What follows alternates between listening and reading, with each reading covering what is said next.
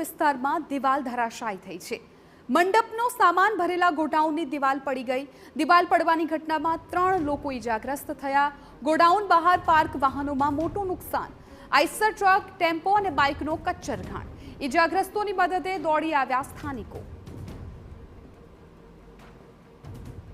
તો truck, tempo અને બાઇકનો કચ્ચરઘાણ થઈ ગયો છે। આવા દ્રશ્યોમાં પણ જોઈ શકો છો। દિવાલ ધરાશાયી થતા કઈ પ્રકારના ત્યાં દ્રશ્યો સર્જાયા હતા એ કેમેરામાં કેદ થઈ ગયા છે। મહત્વપૂર્ણ છે કે કોઈ મોટી જાનહાનિના સમાચાર અત્યારે નથી મળી રહ્યા, પરંતુ જે પ્રમાણે વિગતો છે 3 લોકો ઈજાગ્રસ્ત થયા છે અને 3 વાહનો કે જેનો કચ્ચરઘાણ નીકળી ગયો છે।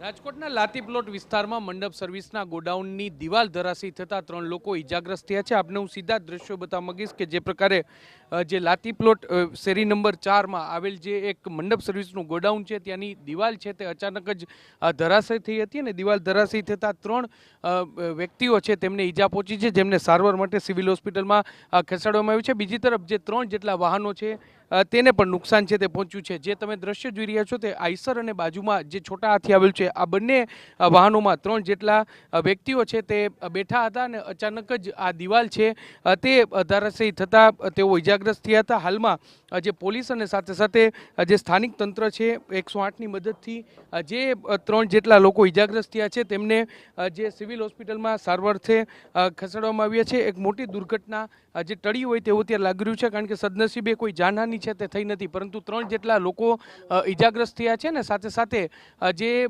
કેટલીક જે વાહનો કે જે દિવાલની બહાર રાખવામાં આવ્યા હતા, જે રાખેલા પડ્યા હતા, તે તમામ વાહનોને મોટા પ્રમાણમાં નુકસાન છે તે અત્યારે જોવા મળ્યું છે। હાલમાં જે કાટમાળ દૂર કરવાની કામગીરી છે તે જે મંડપ સર્વિસના જે વ્યક્તિ છે તેમના દ્વારા કરવામાં આવી રહી છે અને હાલમાં જે 3 જેટલા લોકો જે ઈજાગ્રસ્ત થયા છે તેમને સિવિલ હોસ્પિટલમાં સારવારથી ખસેડવામાં આવ્યા છે। કેમેરા પર્સન ભાવેશ લશ્કરી સાથે મોહિત ભટ્ટ, TV9 રાજકોટ।